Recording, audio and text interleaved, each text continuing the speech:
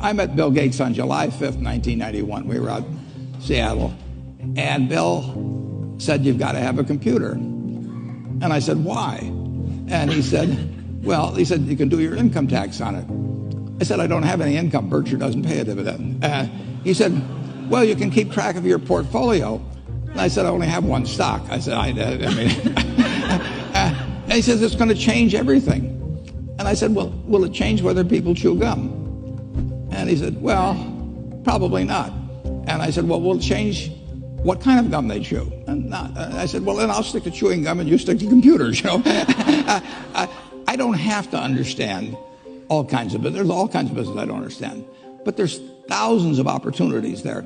I did understand the Bank of America, and I'll be able. I'm able to do that.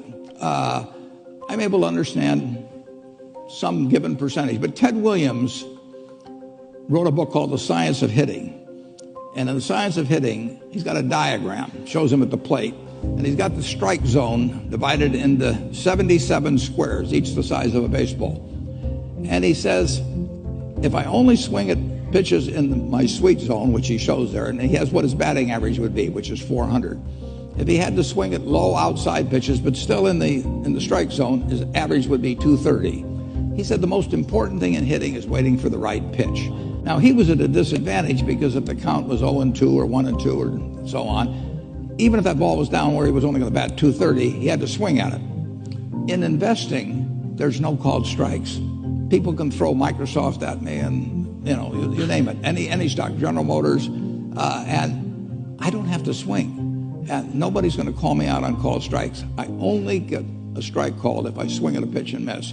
So I can wait there and look at thousands of companies day after day, and only when I see something I understand and when I like the price at which it's selling, then if I swing, if I hit it, fine. If I miss it, it's a strike.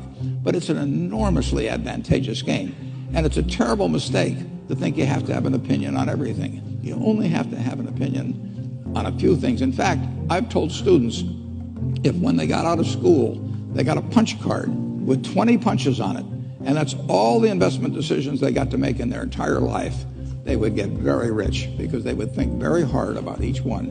And you don't need 20 right decisions to get very rich. 4 or 5 will probably do it over time. So I don't worry too much about the things I don't understand. If you understand some of these businesses that are coming along and can spot things on, if you can spot on Amazon, for example, it's a tremendous accomplishment what Jeff Bezos has done. And I tip my hat to him. He's a wonderful businessman. He's a good guy too. But could I have anticipated that he would be the success and 10 others wouldn't be? I'm not good enough to do that. But fortunately, I don't have to.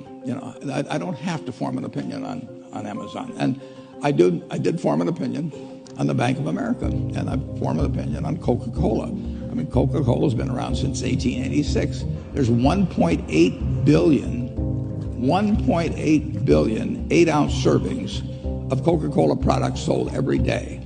Now, if you take 1 penny and get 1 penny extra, that's $18 million a day.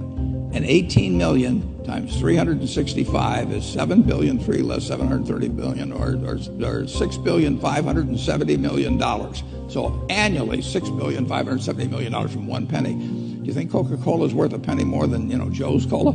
I think so. So, and I've got about 127 years of history that would indicate it. So those are the kind of decisions I like to make. And you may have an entirely different field of expertise than I would have, and probably much more up to date in terms of the kind of businesses that we're seeing evolve. And you can get very rich if you just understand a few of them and understand their future.